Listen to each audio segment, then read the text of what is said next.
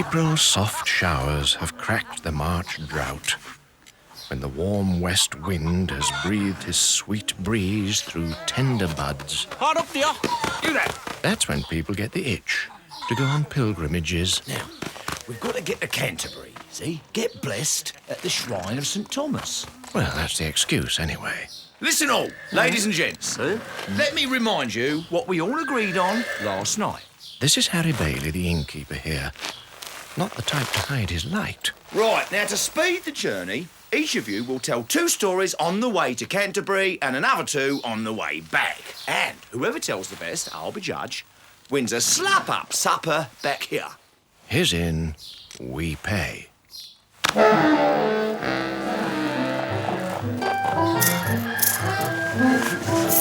please. You mind?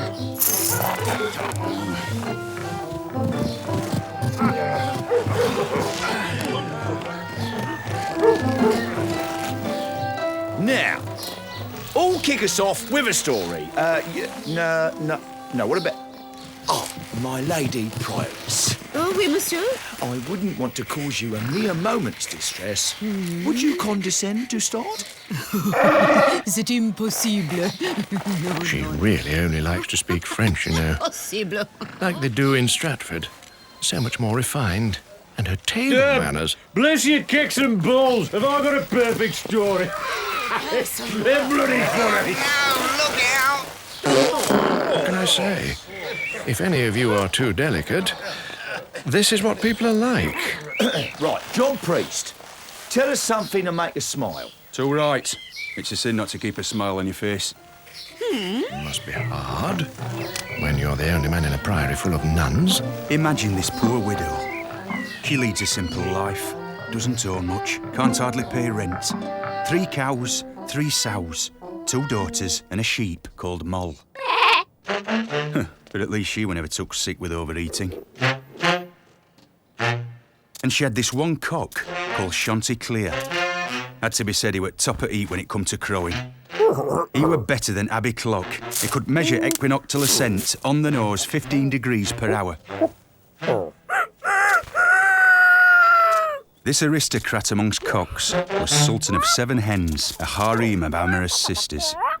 But the brightest of the throat feathers belonged to Mademoiselle Pertelotte.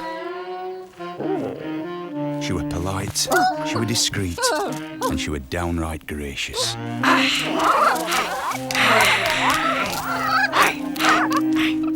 Since the day she was 7 nights old, Pertelotte had Chanticleer's heart safely slammed in her lockbox.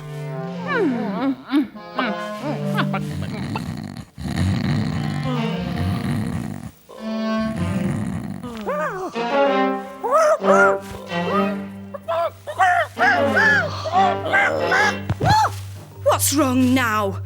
I never thought. Mamselle, don't take on so. I was dreaming. There was this beast in our yard, like some hound dog with blood on his mind. Mine. He was sort of yellowy, redded yellow, but with black tail, black ears, short snout, and cold glowing eyes. How can you even suggest you're scared of something? Dreams are nothing but nonsense. It's overeating, it's vapours coming up from the gut. Just listen to what Dionysius Cato has to say on the subject. Attach no import to dreams. Too much red in you, dreams of arrows, flames, biting beasts. Too much black, bears, bulls, demons. But I won't dwell on this. What you need is a laxative. 2 days of worms will stop this dreaming nonsense. Cato, yes, Cato. He commands a certain respect, but many, many greater authorities posit quite a contrary stance. Daniel, did he think dreams were illusions? Joseph, the Pharaoh, his butler? Andromache, Croesus and Canon, Scipio Africanus? Suffice to say, this dream of mine spells adversity. No laxatives. All I need's your soft feathers nuzzling beside me. Even if the perch is too narrow for anything else. Oh. There's corn in the yard! You were a lion, a royal prince striding his hall. But worldly joys, they're soonest gone.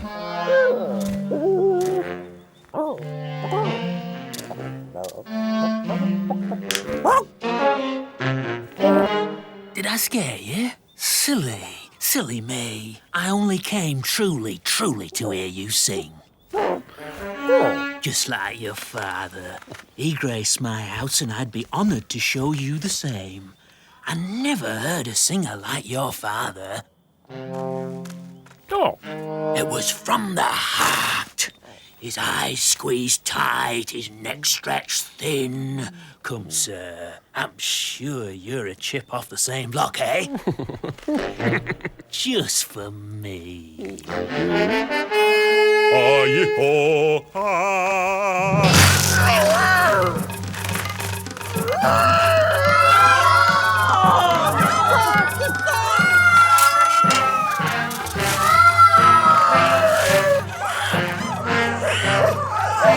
Were worse than when the Greeks sacked Troy.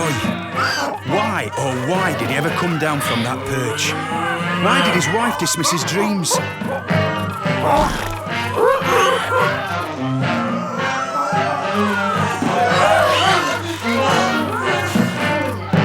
Sir, forgive me, but if I were you, as God's my witness, I'd shout out, "Black plague on you all! I'm at the woods tonight, this cock'll be over." Damn good I did. Now, inasmuch as... Don't! We've both been cretins.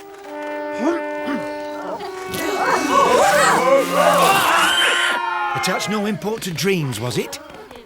Dionysius Cato, laxatives? There's something to learn in everything. You just have to know what.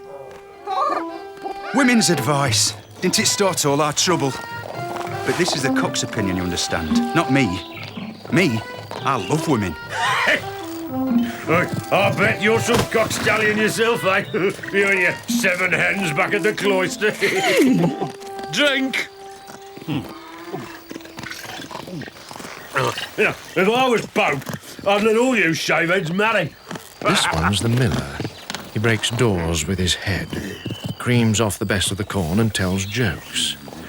You know the sort of joke. I've been married for 58 days now. Make me a free man tomorrow, you wouldn't slip my head back in that noose. A wise man makes a virtue of necessity. Don't get married and you won't get deceived. Are we going to spend all day sermonising? He's a merchant. If he's not complaining about the Dutch pirates, he's on about his latest killing at the exchange. You'd never guess he's on the edge of bankruptcy. Who'll tell us another tale? Now, come on, it's gone 7 and we're only at Greenwich. And you know the sort of lowlife you get there. Ah, shut it. Oi, here. Oi, listen up. Oi, Right. oi, No. hold on, Hey, Robin, you've got to hold listen. on. Listen up, everyone.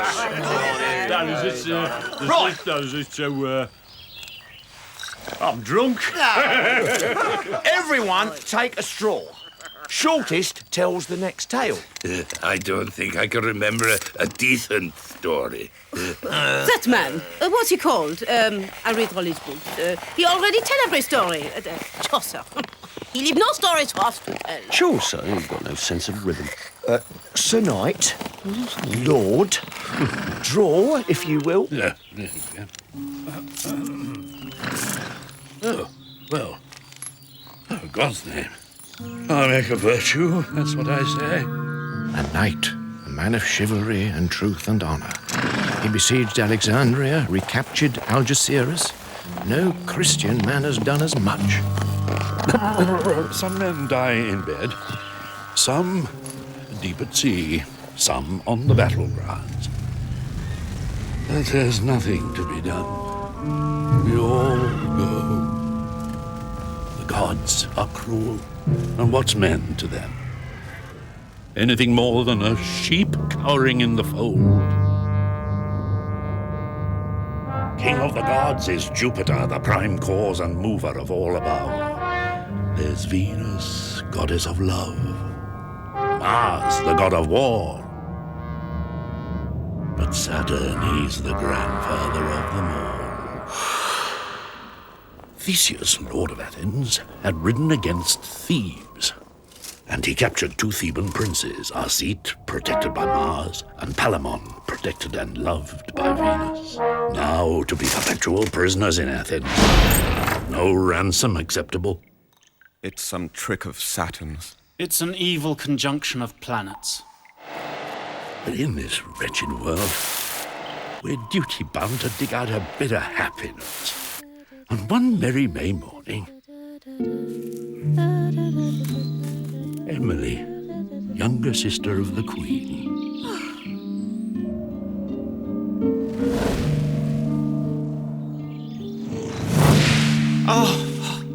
Cousin, what's wrong?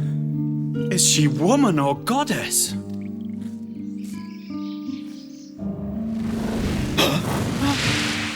If I don't win her favor, I am dead. Is this a joke? Deadly earnest. I loved her first.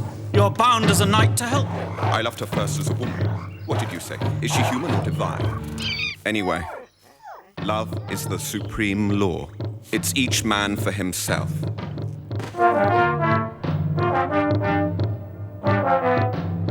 until one day, petitioned by a Theban comrade, Theseus released Arcite. On this condition, if he was ever spotted in Athens, death.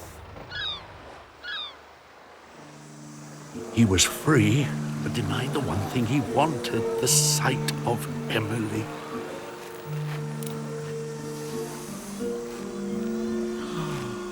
Sleep, meat, wine, he couldn't face any of it. Though chums wouldn't have known him. In fact, he was so different, he realized he could safely return to Athens. He landed himself a job as Emily's page. Worked there for years. Palamon spent 6 years in utter torment. In the 7th, he escaped and ran. Hid in a grove all day. Come night, away to Thebes. But destiny is powerful.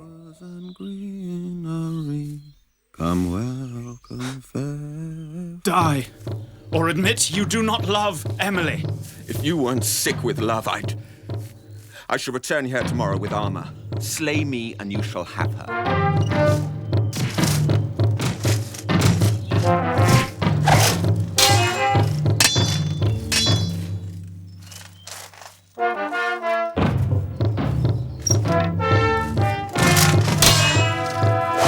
Who are you that dare to fight here? Who? Palamon, sir. Your prisoner, who loves Emily. Arcite, sir, banished from this land. Who also loves Emily. You shall both pay the penalty in full. Have mercy, Lord, for all women's sake. There's no fool like a fool in love. But Emily, she can't marry both of you, even if you fought forever. So this is my judgment. Each of you shall go now, and a year to the day return with 100 knights armed for the tournament. The winner shall have Emily. I might build the arena right here.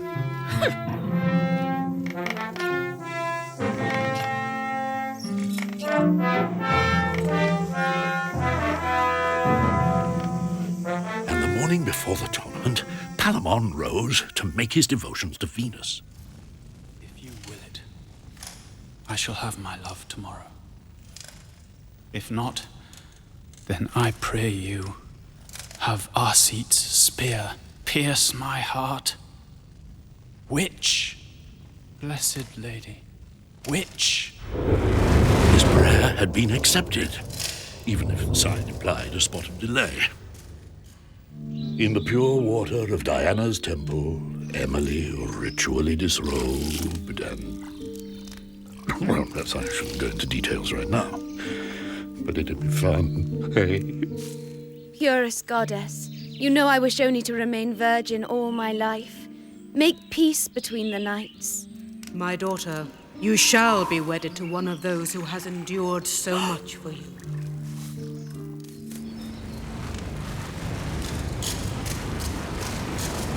Great Mars, give me victory tomorrow. Mine will be the blood, yours the glory. Victory will be yours. You can imagine the sort of strife that put up between Venus and Mars. Nothing Jupiter could do about it until Saturn. Grandchildren, my planet's force is greater than any man knows. Mine is the drowning in the limpid sea. Mine the tightening in the throat. Mine the... So no more. Palamon shall have his lady, Mars shall assist his knight. The tournament ceases when either knight is taken to the stakes or felled, Arcite or Palamon.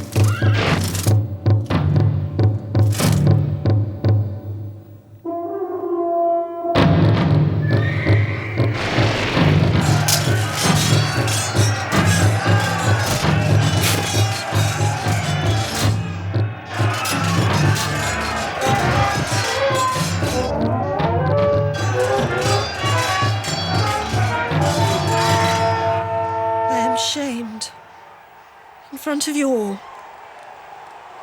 Oh, you soon have your way.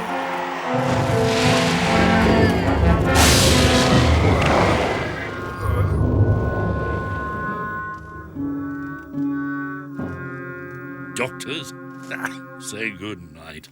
Take the man straight to the graveyard. One moment with his love. The next, cold, alone in his grave. Remember Palamon. He is a gentleman.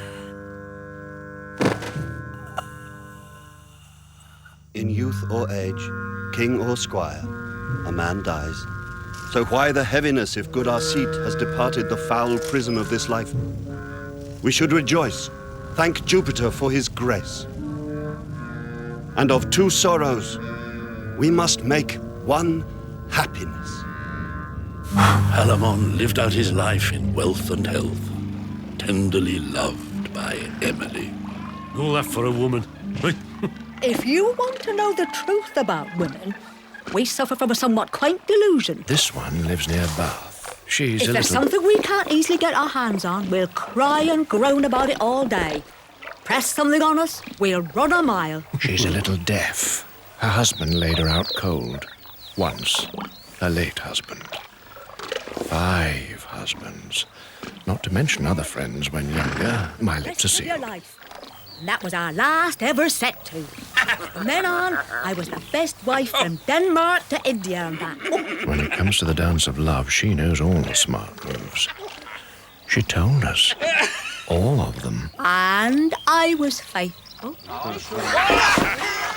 Madam, what a delightful expostulation.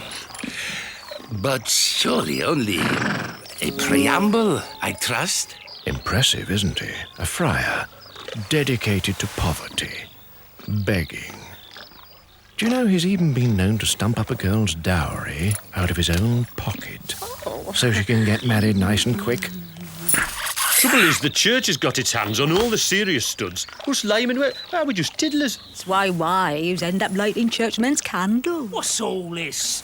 What a delightful princess. You don't like it. Why don't you boil your bum? He hauls people off to court, a summoner by rank. Here, oi, what's a fly got in common with a friar? Oh, I don't know. What's a fly? They've both got their snouts in your lunch. I'll tell a story or two about summoners, then we'll see who snickers. If nobody minds, Sir Friar. We'd be honoured. Thank you. Back in the good old days of King Arthur, there were spirits everywhere you looked. Nowadays, with all the friars going round, they're all gone. Anyway, at King Arthur's court, there was a strong, lusty knight bachelor. And one day he was riding down by the river. He was all alone, and he saw this virgin lass.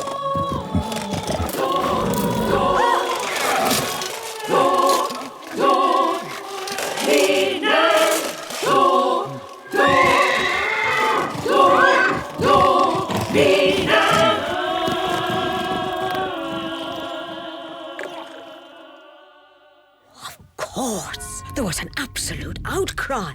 Arthur gave him over to Guinevere. She should choose whether to save his blood or spill it. I'll spare you if you can tell us what do women most desire? Come on, Knight, speak up. An answer to that will keep your neck bones safe from this hard iron.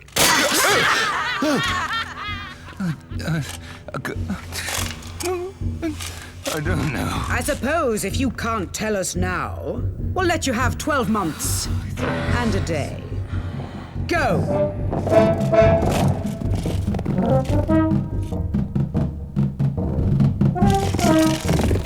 He went to every door and every town where he could hope to unearth the answer. But everyone had a different idea. Could you tell me, what does a woman most desire? Her place in society. My good man, what do women most desire? Money. Fancy clothes! Very good seeing to.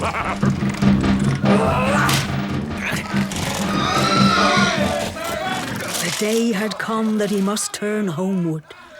His spirit was broken, his hopes bitter ashes. His route took him to a forest, and there he saw 24 dancing ladies. Maybe they'll have the answer. Maybe.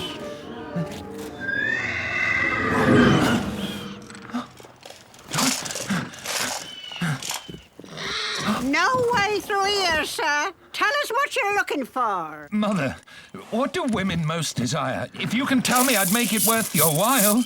Give me your oath. You'll do the very next thing I ask of you, and before sunset, you'll have your answer. My oath, you have it. Anything. Your life is safe. Listen. Silence! Well?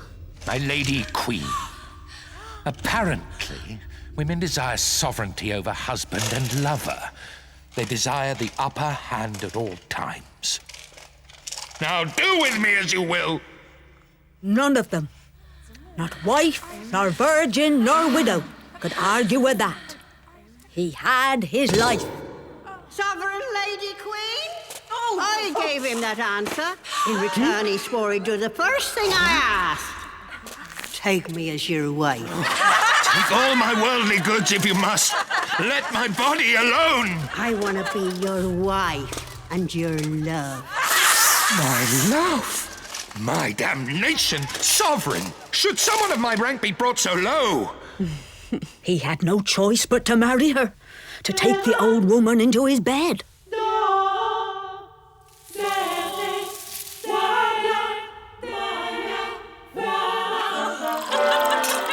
And as for all the rejoicing and all the arrangements for the wedding feast, there wasn't any. No joy, no feast.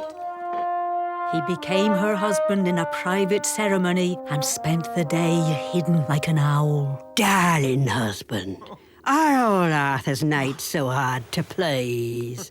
I saved your life. What have I done wrong? Oh. Tell me. I'll change. Change?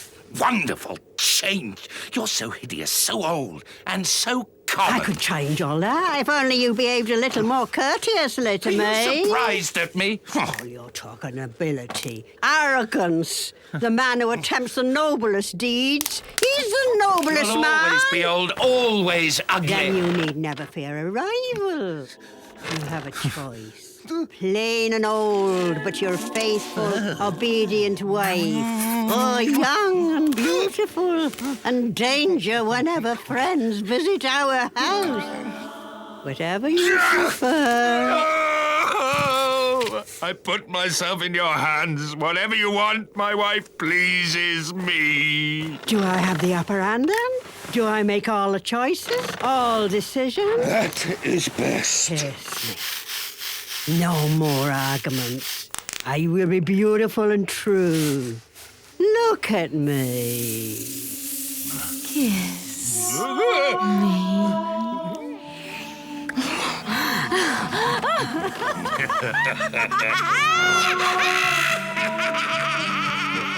May Christ send us all husbands as meek and young and hard, disgrace to break them. If you say so. And a swift exit for those who won't be broken. Well, I'll give a barrel of ale to have my wife hear that story. Talk about upper hand. Someone doesn't tip his hat to her in church. She pushes me out the door screeching, "Avenge me, you coward!" No, give me the knife. You cook lunch. Oh, someone wake him up. It's the cook. He knows his pale ale, his pastry and his poultry. As you should taste his blancmange. Are you drunk or were you working hard on a tart last night? I feel heavy. Oh, keep it shut or the devil will jam his hoof in there. Try jam and listen, you us. That's what I call plastered. Fair word for me. Well, we're almost at duck up, duck down. Who'll tell the next story? I'm just getting myself ready. It's a bit slippy. I'm getting back on my horse in a minute. Hang on, wait for me, man. With this thing. The second leg.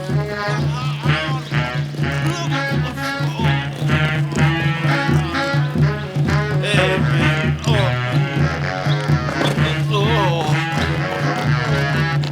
Shut it.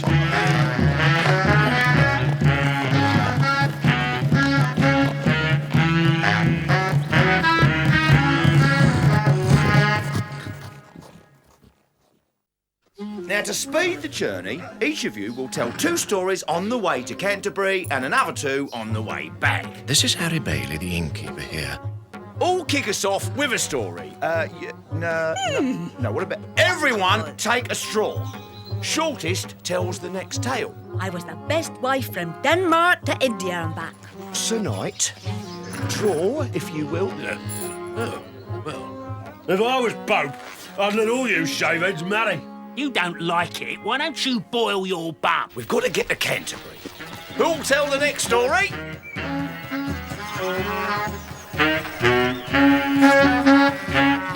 Where fierce wild beasts secrete their lair. Yea, both squirrel and buck. And as he spurred to north and east, I tell you, Sir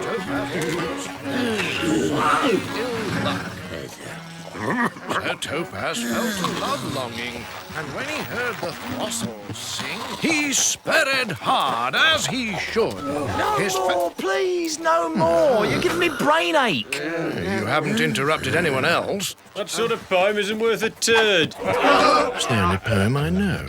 Oh, come on, cheer up. You and me, we're the same animal. You know? Perfect shape for a little totty to get her arms round. Come on. Got to get on with our stories. I know this brilliant story, you see. Right. He gets this red-hot poker, and then she opens the window. Right. There was once a leading citizen of Lombardy. The merchant. He's been in hell for 2 months since he got married. This fellow was prosperous, 60 and wifeless. Not that he abstained when he fancied a quick taster. And then, out of the blue, January, that's his name, decides he has to be married. I don't know if he got religion or was playing gaga. Day and night, everywhere he goes. He watches out for a bride. Wedlock. It's so easy. It's so clean. She never stops, even if he's bedridden for the term of his natural. Not a day over 20. You can train a young one up like wax. Warm in your hand. It takes a truly outstanding citizen to take on such a young wife at your age. I'm only grey on top. I'm a spring fresh tree in blossom. White on top, sappy below. You have to ask yourself, is she a nagger? Does she spend your money? Does she hit the bottle? Can she control herself? Nothing but bills, bother, boredom with mine, and nothing else. All your clever talk. Man is cursed. You see, January's mind is in the clutches of a potent fantasy. He sits at home and thinks through all neighbourhood virgins. But he was only allowed one. She was called May. He evicts the rest from his heart. I won't waste time on the settlement, the writs and contracts. They went to church. And then on to the wedding feast. Everyone came to the party, especially Venus, goddess of love. Everyone's happy for the couple, except one, Damien, one of January's young squires. A viper in the master's nest, a treacherous blaze in the bedstraw. Why doesn't everyone just go? A man can't hurt himself with his own knife. Can't sin with his own wife. And so he labours until the break of day. Somebody's a-coming in, loud now sing cuckoo, sing cuckoo. And Damien, dying of desire, can only write his grief into a letter for her. Too ill to serve his master. Have mercy. She finds somewhere private and memorises every word.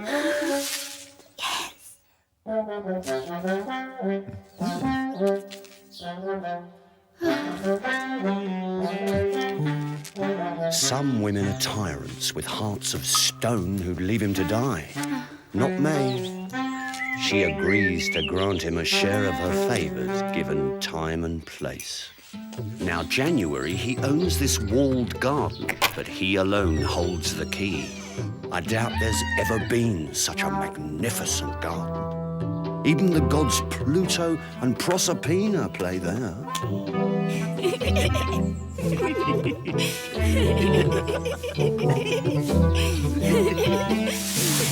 But Lady Luck, you're a slippery scorpion. You lead him on only to... I'm blind. I'm blind.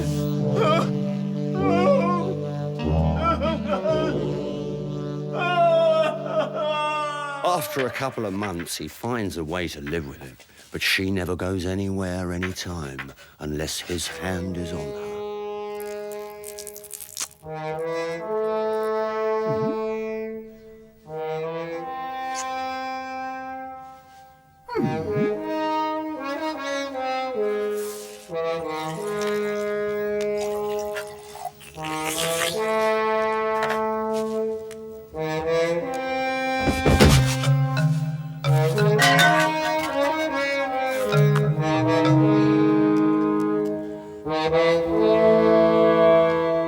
Their hearts will burst.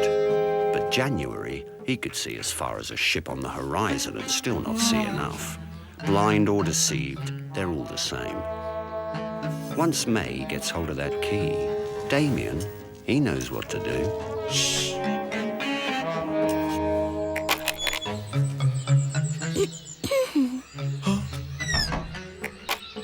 I know I'm jealous. But I'd die on the dagger's blade before I ever hurt you. Put me in the sack and chuck me in the river if ever I bring scandal on you or my family. Anyway, it's men who are always putting it about. Women. Strumpets, the lot of them. The moment that wife starts any funny business, husband's going to know. You think so? A man can see things with both eyes open, and a woman can still face him down. I'm warning you.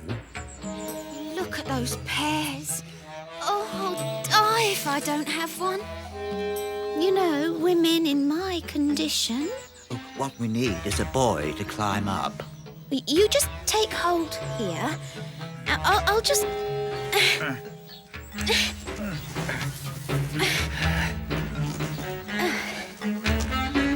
Yes! Ladies, I'm sorry, what can I say? I'm a basic sort of bloke. They, you know, he...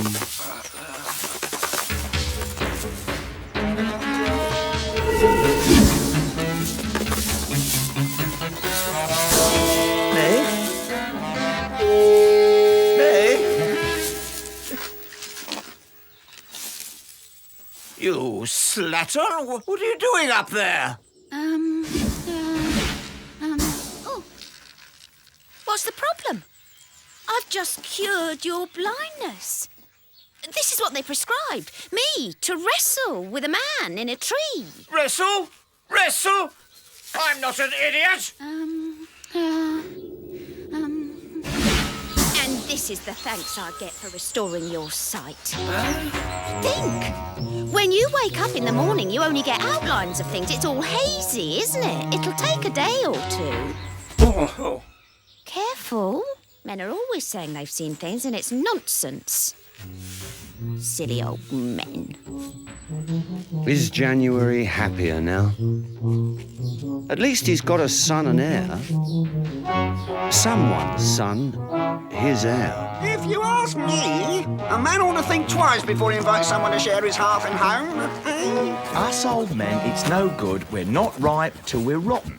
We're over the hill, but still looking for adventure. Who's ever seen something with grey hair and a fresh green middle? Excuse me? Now, look, here. A man shouldn't inquire into his woman's secrets.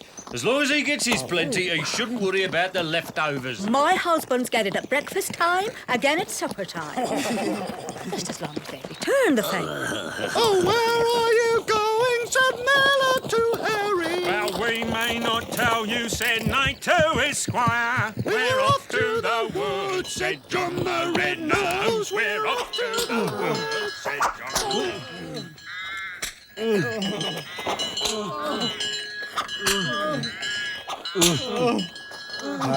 You, matey, partner, tell us something funny, show us one of your tricks.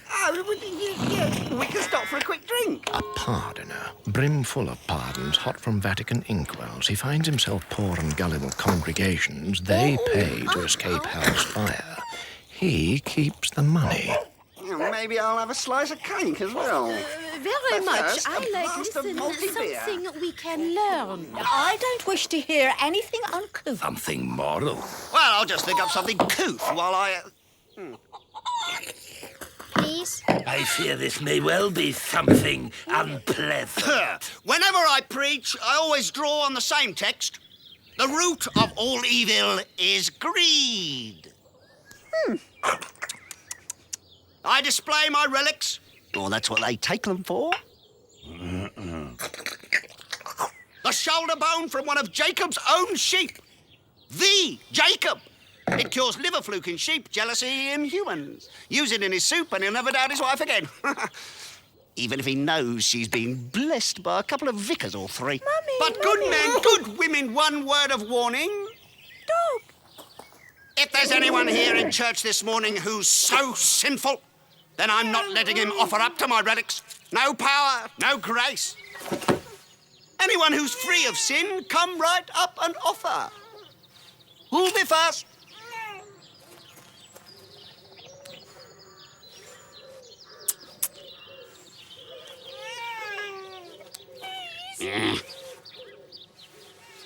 This little number's worth 100 smackers a year.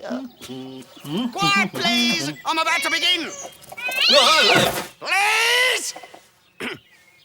Flanders, years ago. You know the sort of low-life type. Betting, brothels, beer. God's body. Bless God's body. And you should have heard their language.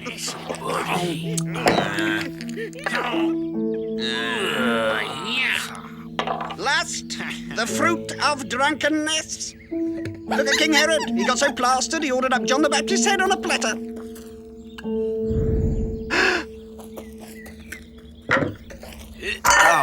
All because of lust. Adam was cast out of paradise into...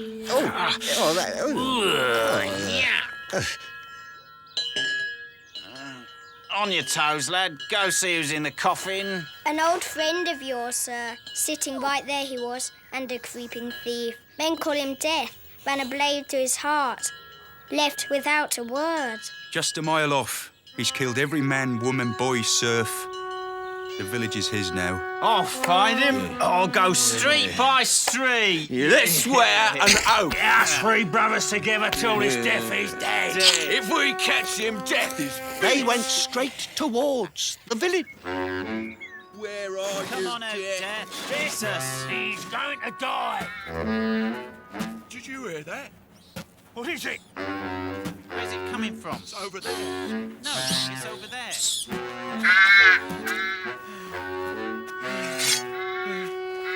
Let me in, Mother. Who's this, say? Some old slag. Let me in. Mother, when will my bones be at rest? Who's this, say? All nicely wrapped up, are we then? God keep you. What are you hanging round so long for? Death refuses to take my life. I walk the earth, knock at my mother's gate, but she denies me the grace. God be Not with you so now. fast. You must be Death's lookout. Where is he? I left him over there, under a tree. Come on, then. He'll be waiting. We'll have him now. Follow me!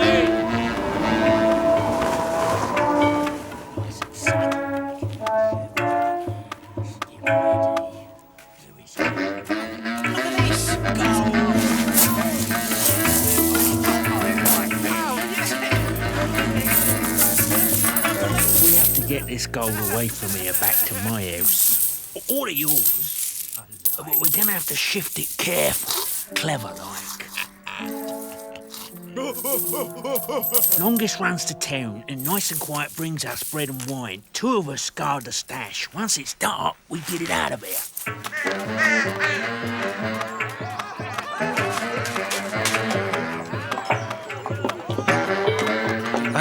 Oh, thank you.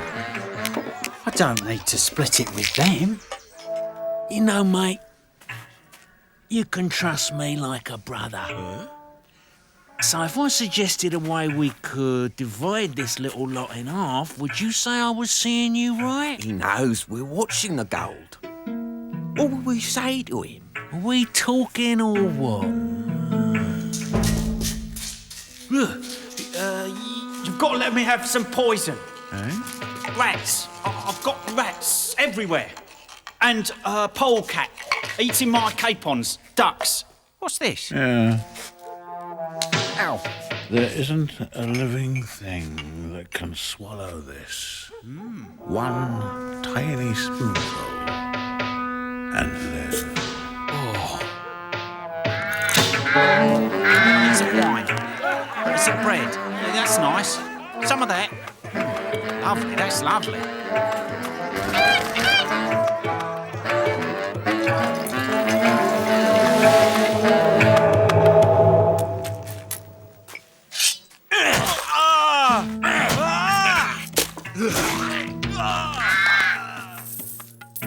Most kind. Bury him later.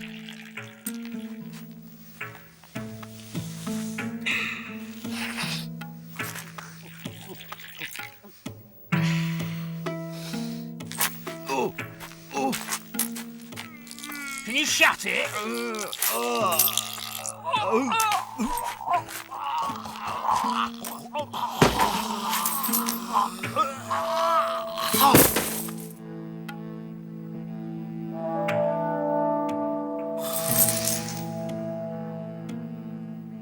Sin, murder, blasphemy, wickedness, gluttony, lechery, gambling, greed.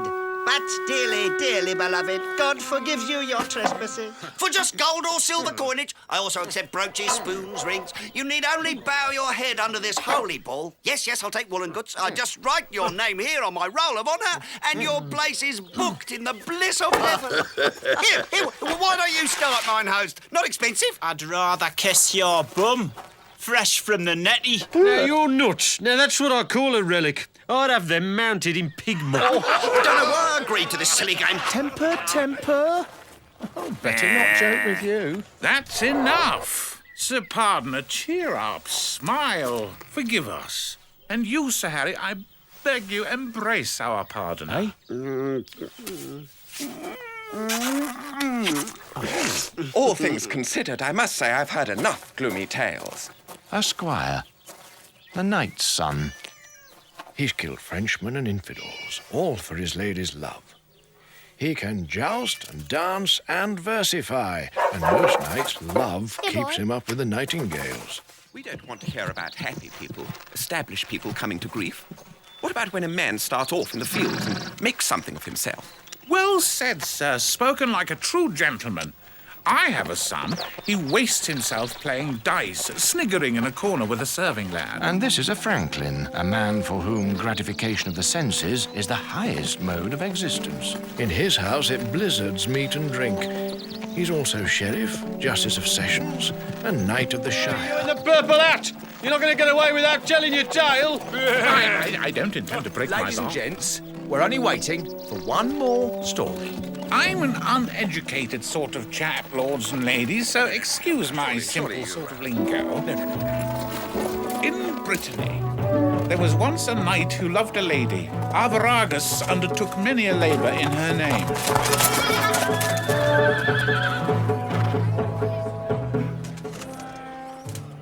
Never, as long as I breathe, will you suffer my jealousy. Never will I stand in your way.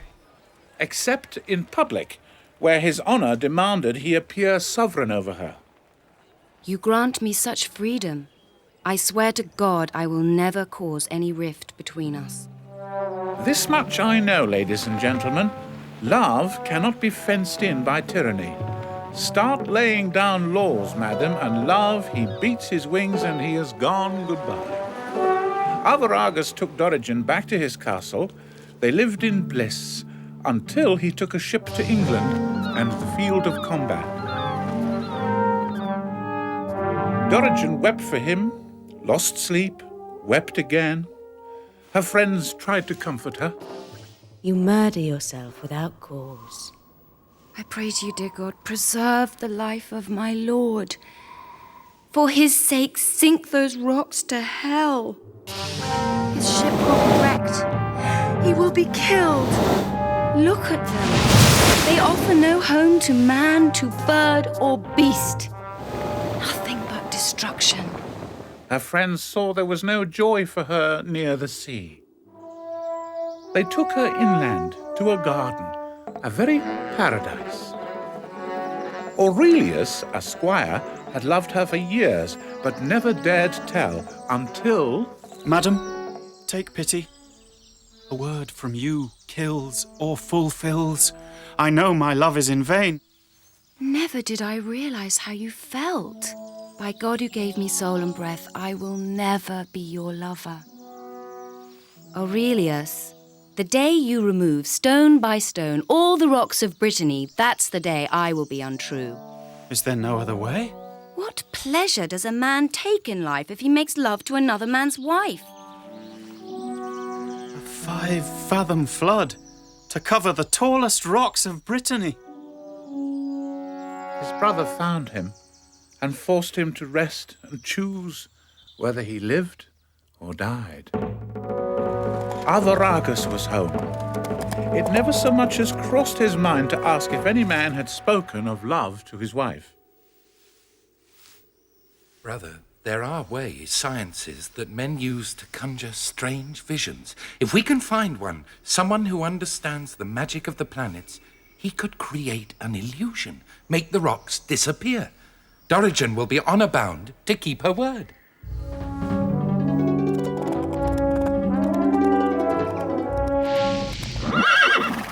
I know why you have come. They saw wonders sitting there motionless in his library.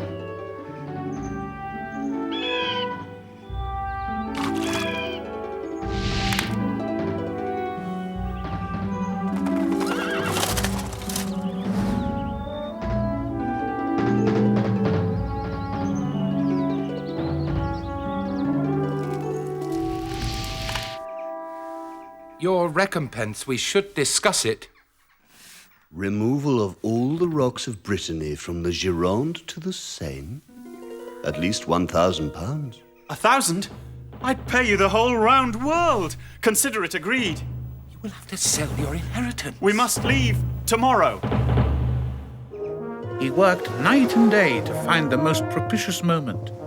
He calculated, and once he'd pinpointed the first mansion of the moon, he charted the rest by proportion.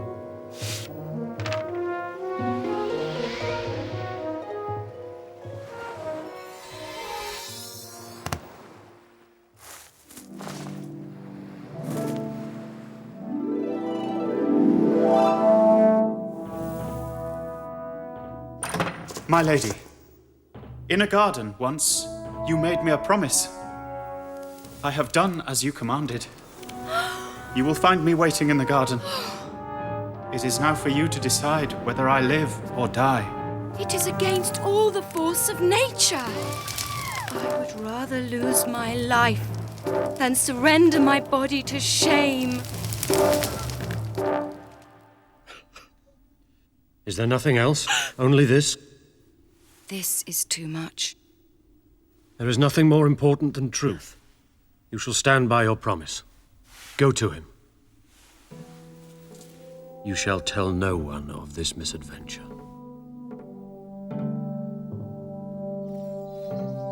Where are you going? To the garden, to keep my promise as my husband instructed.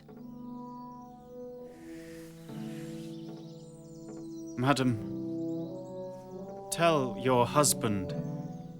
He shows great nobility. He would rather suffer the shame than that you should break your word. I would rather continue my agony than force apart the love between you. I release you. A squire can be as noble as a knight.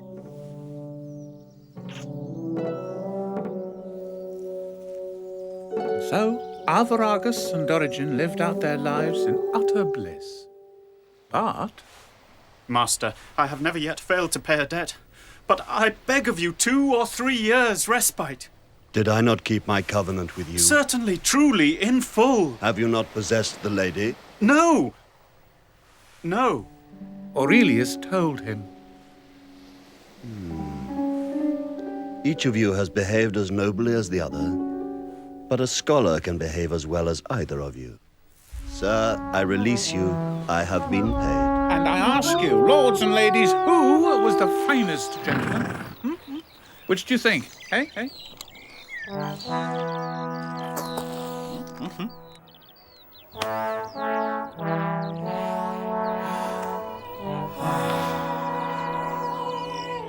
Canterbury, Shrine of the Martyr.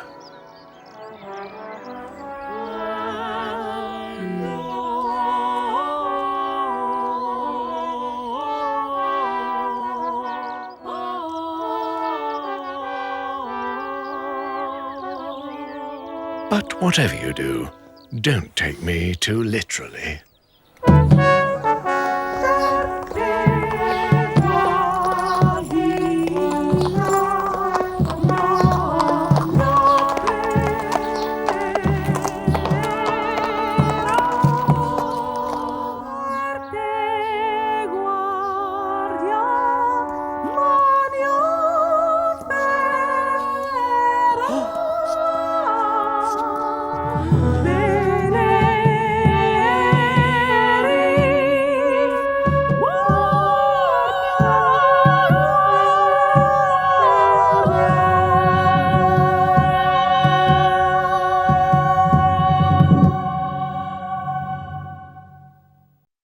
Now, to speed the journey, each of you will tell 2 stories on the way to Canterbury and another 2 on the way back. This is Harry Bailey, the innkeeper here. All kick us off with a story. I was the best wife from Denmark to India and back. Sir Knight, draw, if you will. If I was Pope, I'd let all you shaveheads marry. You don't like it. Why don't you boil your bum? Who'll tell the next story? We've got to get to Canterbury. Canterbury, Shrine of the Martyr. Come on, got to get on with our stories.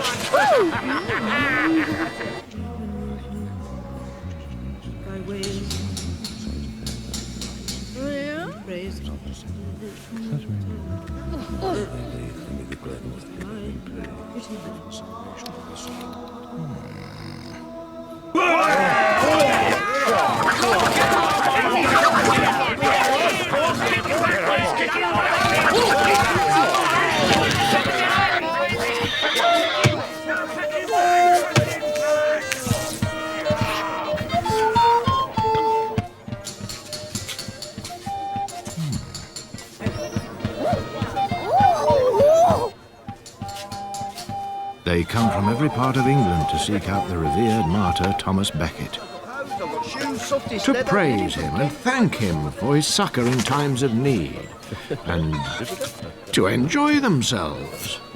Ah, you blundering, good, kind sir. A squire, courteous, unassuming, always at your service. It's the sea captain. He's in agony with his molars. Bleeding bits! So you married men use manly muscles to make wives meek and have them humbly homage their husbands. That would be news to announce, you nerdy knower. Why do you men always let this lead you along, eh? Then you go and lock away the keys to the money box. While you lock yours away, I lock mine away. He's a master carpenter and steward of a big estate. There isn't a ploughboy or swineherd whose fiddles he doesn't know. She moans and complains, but it's always the husband that shells out for the wife's fancies. Lords, ladies, too much of the day's already gone. Yes, I say rather. Let's We've ride seen on. the cathedral, we've prayed at the shrine. Some of us have. Now, we've got to get off to London. Oh, no, thanks. Time never comes back again. Nor will your virgin blush either. Come on, son. Tell us something about... Right, well, you'll simply have to forgive me if it's not the best tale you've possibly ever heard. He ruled all Mongolia. He was brave and wise beyond equal. His name was Cambus Kar. He had 2 sons, the fighting arms of the empire. But his jewel was a daughter, Princess Canassi. Oh, her beauty, I haven't the word. Still, it was the Khan's birthday, and everyone was gathered for the feast. But then, out of nowhere... The Emperor of all India and Araby, my lord and protector, greets you on this day and gifts to you a stallion of brass that in the space of a single natural day will transport you anywhere on the globe. Turn this pin and he will vanish out of sight. Also, for Lady Canassi, the ring's power. Wearing it, there isn't a bird flying in the heavens whose language she won't understand. This sword has the power to cleave through any armor. And no man blooded by it will ever see the wound heal until... Magnificent! Wine, spices, music! The revelry continued all night, well beyond my humble vocab. And this strange crimson night, he was chosen to dance with Princess Canassi. But she bade him adieu long before the night's end, as sensible women tend to. So the morning mist was still thick on the ground when she woke her handmaidens to join her on a walk across the parks. A woman's crying resounded through the trees. But where was she?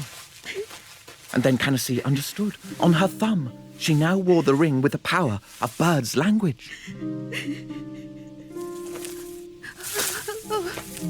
It was a peregrine falcon, and soon she learned her sad story. There was a grey feather hawk. He flew the same skies as me. I gave him my love.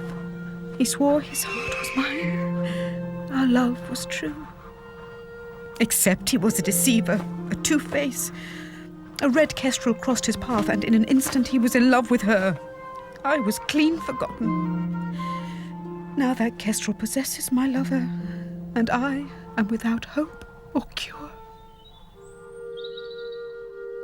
While Canassi carried the falcon back to her rooms, the others were only just waking up. Algasif had been too busy drinking to learn how to ride the brass horse, so when... Hey! Stop! Help! into here! Just turn the pin! The pin is... Help me, someone! Now I understand. This was always your intention. I would have instructed him had he only asked. I will go in search of him. And leave the kingdom without both its generals? I have no choice. Then you must take this. They will protect you. Algasif travelled twice 10,000 miles before he learned to control the brass stallion, somewhere over the Indian Ocean. He made landfall in an island palace. He was overcome with the beauty of this woman. She could only be a princess. Well, I mean no harm. Please, you're safe. And who are you? I am Prince Algasif, son of Candace, Khan of... Well, tell me your name. Theodora. Bring him here! I shall return for you, Theodora. The Crimson Knight sought audience with the great Khan. I beg to ask for the hand of your daughter in marriage. I believe she also. Maybe once. Now I know I will never find a man worthy of trust. First you take my sons from me. Render our city defenseless. Now you attempt to steal my daughter? Never! She loved him, but the falcon's story had hardened her heart against all men. Prince Camberlow spent many months searching for his brother across all the lands of the East. A prince called... And still there was no word. My brother.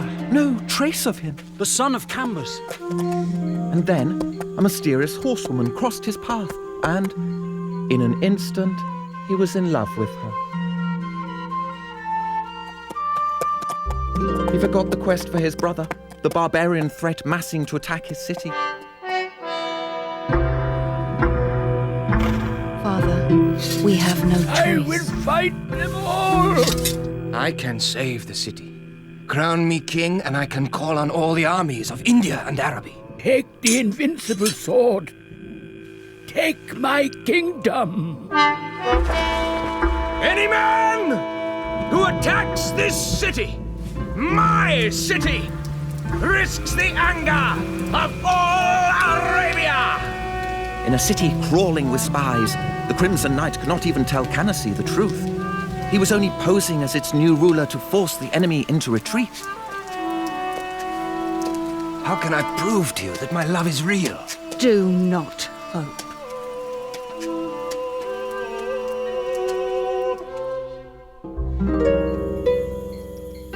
Camberlow was entranced by love of this woman, but she was a sorceress, ensnaring any man who crossed her path. Look out! She does not love you! She trapped us all this way! Escape while you can! Thanks to the ring, he heard the warning. The trance was broken.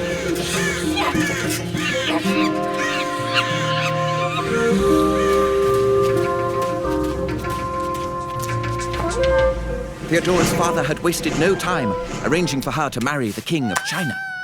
To delay the marriage, Theodora feigned madness. The Sultan summoned any and all physicians.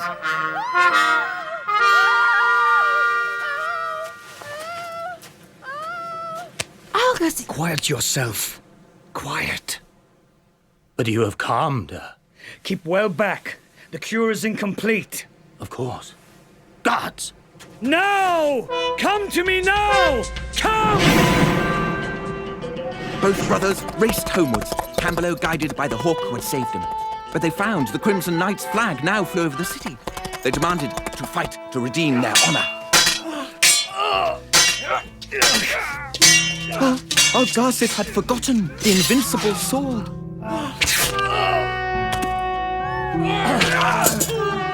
The brothers were near death until...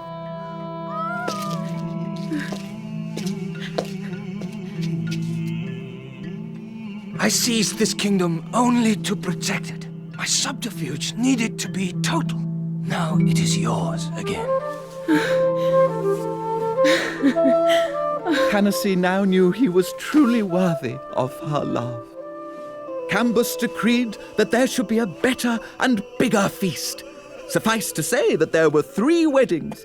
Algasif to Theodora, Canassie to the Crimson Knight, who took the name of Camberlow in honor of his new brother. 3 marriages, 3 life sentences. Even the birds were reunited.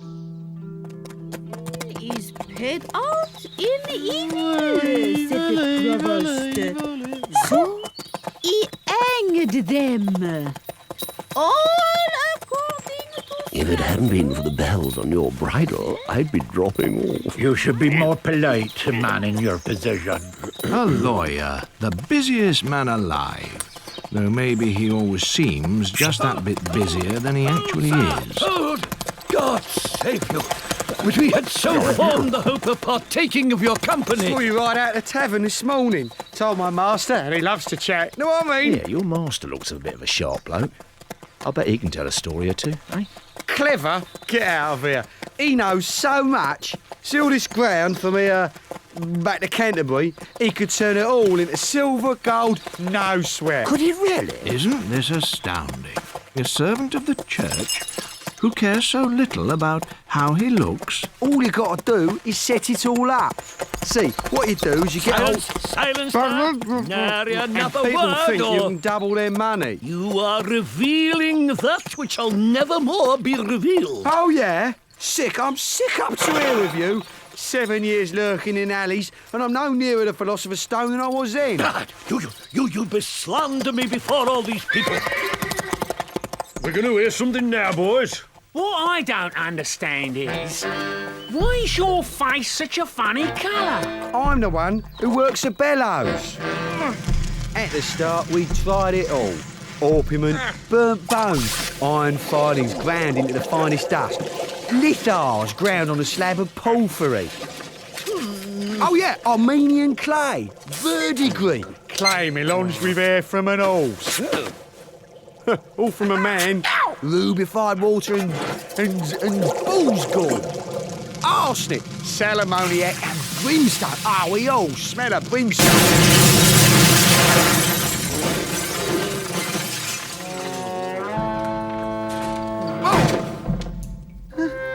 Everyone's got his say-so. The fire, it was too long and thin. It was the blowing. We perpetrated a calculatory error. But we had to go on with our experiments. You know what I mean? So, there was this priest, a scholar, sang masses for the dead. Who else is my boss going to hit on? You've always been so kind to me. So kind. I must return the service. I could always, if you wanted, show you the secrets of my alchemy. Would you? This priest, he has no idea who he's dealing with. We must send out for quicksilver. Righto. There are but slender few to whom I would reveal the secrets of my philosophies. I shall now mortify this quicksilver and render it unto finest silver. This powder here, this is the key to my alchemy. Pour. It was chalk or glass or some cheap bollocks.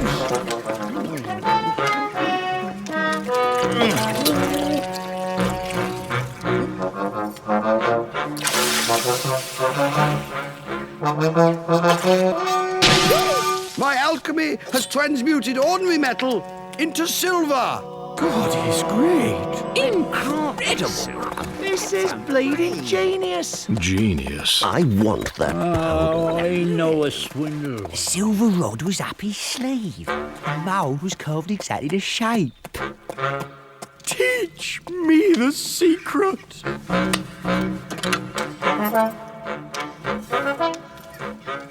Use the stick, why don't you? Stir. Carefully. Now, examine.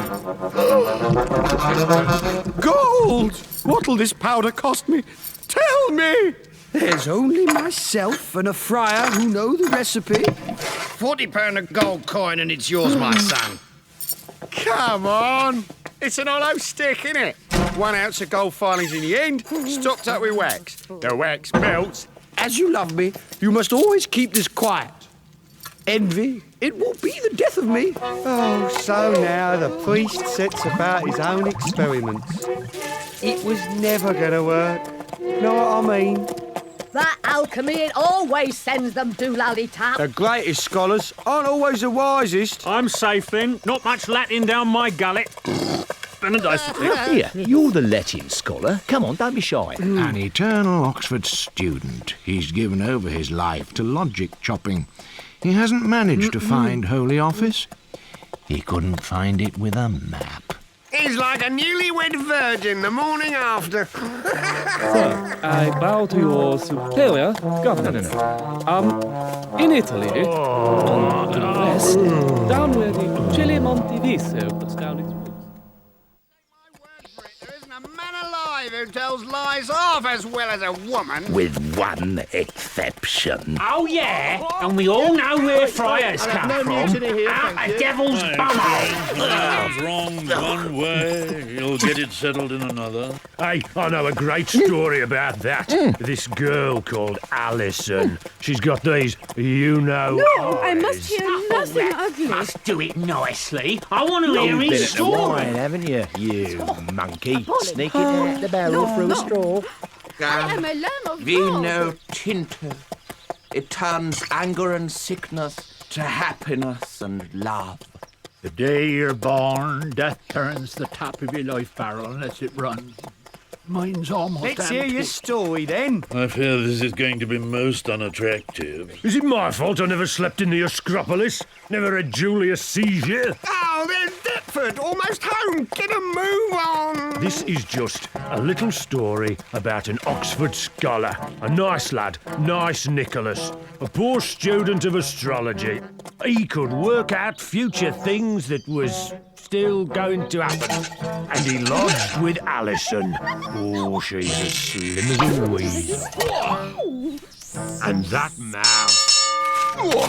Those lips.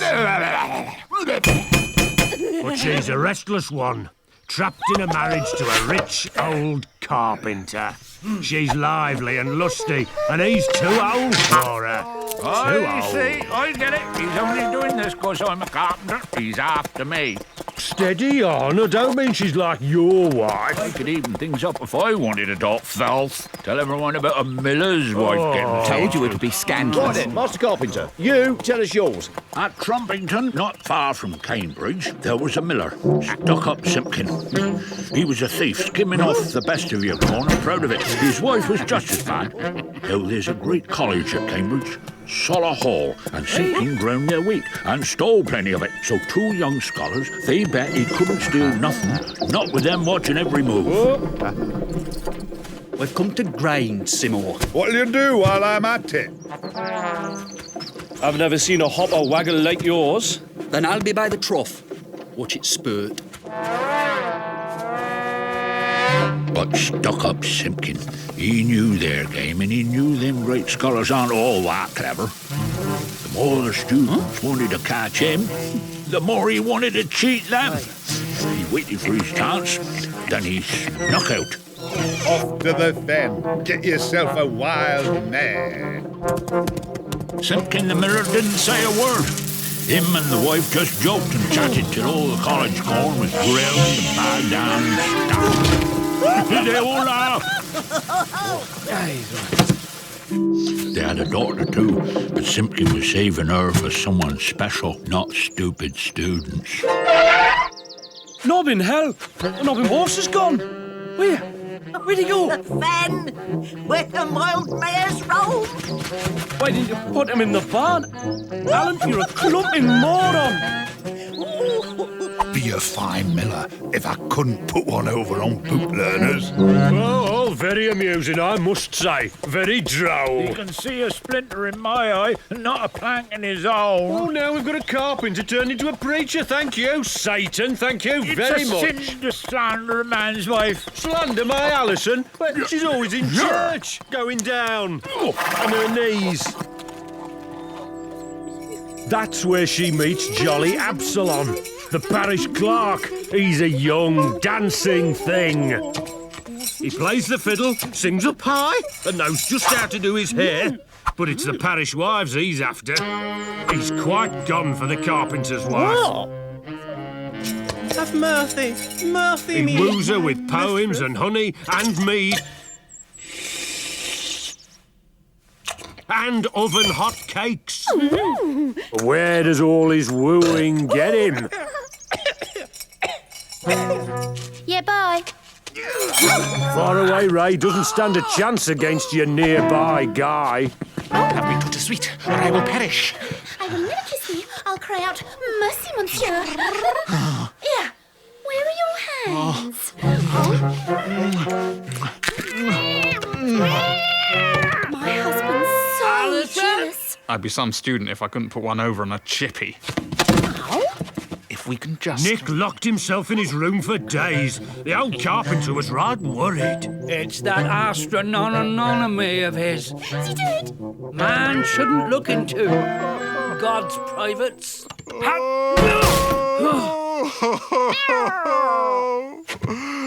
Must it all end so soon? What's that? I've been observing the moon. Look at this. Monday night coming. A hard rain's going to fall. Twice the size of Noah's flood. Quack, quack. The whole world will be gone. My little Alison wifey too. Follow my instructions and I'll save us. Oh, yeah, anything you say. Here's what we'll do. We need 3 big troughs. Why do you want to slander an honest carpenter for trusting his wife? So I'm drunk. Hang me. The miller's a thug. You know this as well as I do. And so's this master carpenter. Don't blame me. Here with your If you don't want to hear it, don't start storytelling competitions. Thank you. Right. Where were we? They finally caught the horse, dragged it back wet and muddy. Paid Simpkin their last crown to roast a goose and make him a bed for them in his room. Then they settled down to sleep. They'd all had more than enough to drink. Well, corn's been stolen. Our mates will call us idiots. John, man, there's a law that says if a man's done down one way, he'll get it back in another. Stop. Oh, this man, it is impossible. This. It is all they think about. Nothing but... And I'm supposed to show good breeding. Nick told the carpenter he needed to hang 3 troughs up in the attic. When the rains came, they could hack their way out and float off. But what with building the troughs and working flat out all day, the old man falls straight to sleep. Yes. First snore and the lovers are down the stairs, no questions asked. Now, Absalom hasn't seen the carpenter all day. Reckons the coast is well clear. Alison, my honey sweet cinnamon, awake my love with your little lambkins. Bah! William, get lost! True love always suffers. Just one kiss. Then will you sod off? For sure, my loveliness. You never know. After this, there may be more. Shut your eyes. Here comes your kiss. Women don't have beards.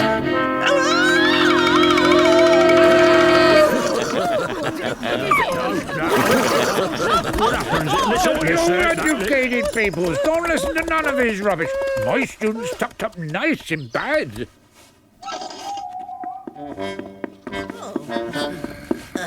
When Alan tells everyone, they'll say I'm a Nancy. He's up and moving the cradle from the end of Simpkin's bed to the end of his. So when Simpkin's wife comes back in... Baby?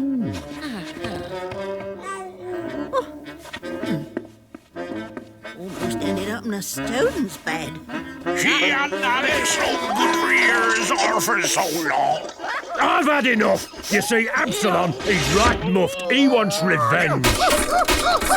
Right. Blacksmith. He goes straight over to the blacksmith's forge. Oh, no, you don't. The other student and the miller's daughter had been at it all night. Forevermore, wherever I wend, I'll be thy faithful scholar. Before you went, just behind the back door, you'll find a cake baked with your stolen corn. He tried to find his own bed again. He'd know Simpkin's bed by the baby's cradle at the end. He found it and slipped into the other one and started telling his friend, except he was talking to Simpkin. Ah, shut your trap. Like I said, Absalom borrowed a nice hot ploughshare from the smithy. A girl ring. All I ask is one little kissykins and it's yours. Right. Nick reckoned it was his turn. Speak, birdie sweet, I cannot see you. Shut your eyes. That's disgusting. Mine's a good honest fight. Miller versus student.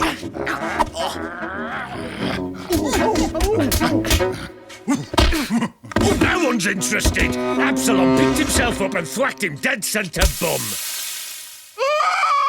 You should have heard him yell for water. Water! And up in the attic, the old man hears the shouts. Noel's flood! Noel's flood!